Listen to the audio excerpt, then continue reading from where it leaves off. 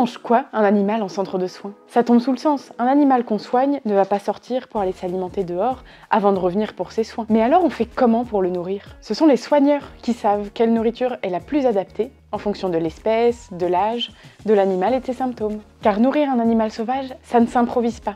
On ne le fait pas chez soi. Chaque espèce a un régime alimentaire bien spécifique. Des graines, des insectes, des poissons, de la viande. Ces besoins peuvent même changer en fonction de l'âge de l'animal, voire des saisons.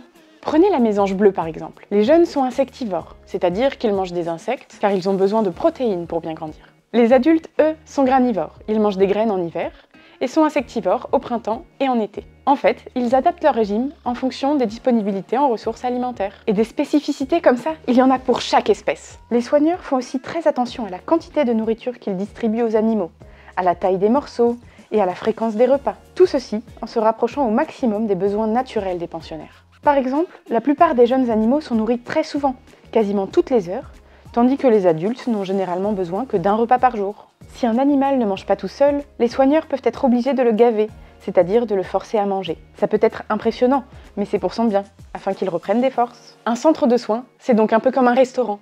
Beaucoup de nourriture très variée pour s'adapter aux besoins de chaque animal.